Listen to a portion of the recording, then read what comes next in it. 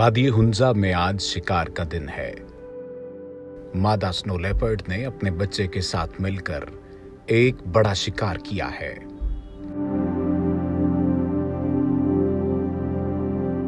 तींदवे का गुजारा शिकार पर ही होता है। जिस दिन शिकार हाथ ना आए तो वो दिन अच्छा नहीं गुजरता, लेकिन आज बड़ा शिकार हाथ आया है।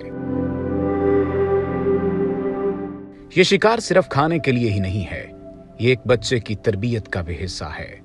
माँ अपने बच्चे को शिकार के दांवपेच सिखा रही है ताकि वो आगे चलकर खुद शिकार करने के काबिल हो सके।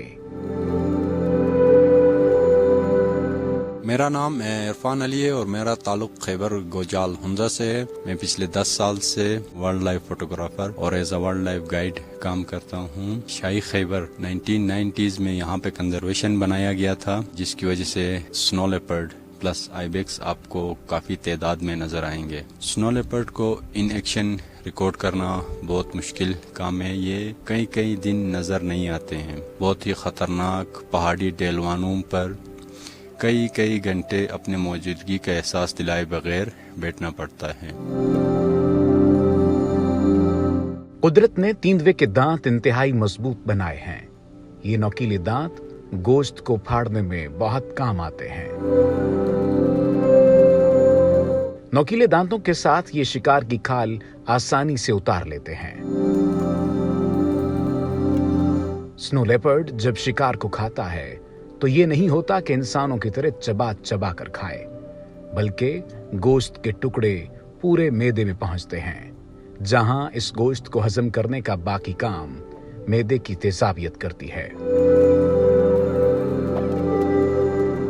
स्नो लेपर्ड ज्यादातर आइबेक्स का शिकार करता है। ये एक पहाड़ी बकरी का अक़साम है। ज्यादातर स्नो लेपर्ड गात लगाकर शिकार करता है और औसतन 8 से 10 दिन में एक दफा शिकार करता है। ऐसा नहीं होता कि पूरा शिकार एक ही बार खा लिया जाए, बल्कि ये बीच में वक्फे और मस्ती भी करते हैं।